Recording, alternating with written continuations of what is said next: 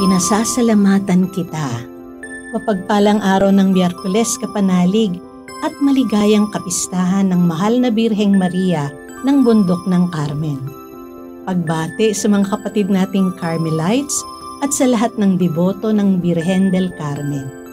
Ito po si Sister Rose Agtarap ng Daughters of St. Paul para sa mabuting balita.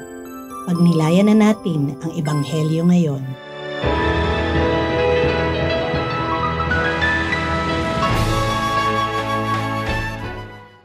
Nagsalita si Jesus sa pagkakataong yon. Pinupuri kita, Amang Panginoon ng langit at lupa, sapagkat itinago mo ang mga bagay na ito sa matatalino at marurunong, at ipinamulat mo naman sa mga karaniwang tao. Oo, Ama, ito ang ikinasya mo. Ipinagkatiwala sa akin ng aking Ama ang lahat. Walang nakakakilala sa anak kundi ang Ama, at walang nakakakilala sa Ama kundi ang anak, at ang sino mang gustuhing pagbunyagan ng anak.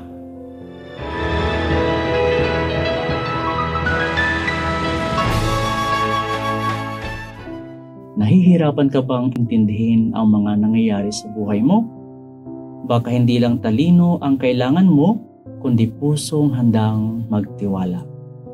Sa Ebanghelyo ngayon, sinabi ni Jesus, "Pinupuri kita, Ama, sapagkat inilihim mo ito sa marurunong at matatalino, at inihayag mo ito sa mga abang tao.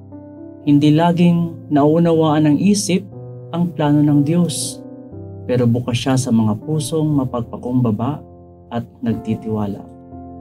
Kapag pagod at puno na ng tanong, halina't lumapit tayo sa Kanya. Hindi niya hinahanap ang talino, kundi ang mapagkumbabang puso. Ganito ang tiwala na nakita natin kay Maria, ang mahal na Birhen Bundok del Carmen.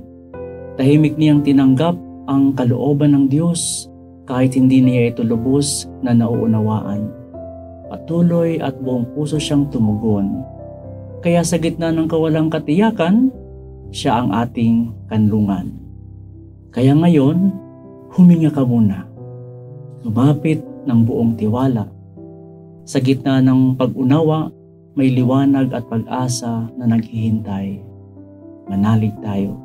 Kahit hindi makita ang buong larawan, tiwala ang susi sa pusong hangad ay kapayapaan.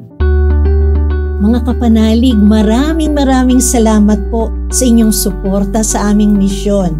Subscribe, like, share, and follow Paulines sa aming social media accounts. Patuloy po kaming humihingi ng inyong tulong upang maipagpatuloy ang programang ito.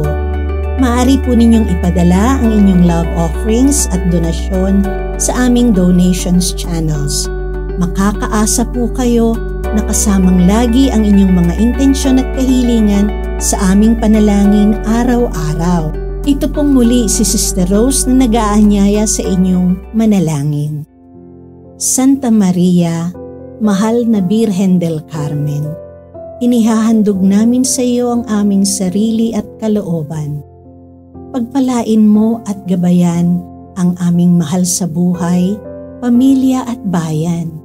Itinataas namin sa iyong pamamagitan ang aming saya at kalungkutan, tagumpay at kabiguan, kasaganaan at kahirapan, kalusugan at karamdaman.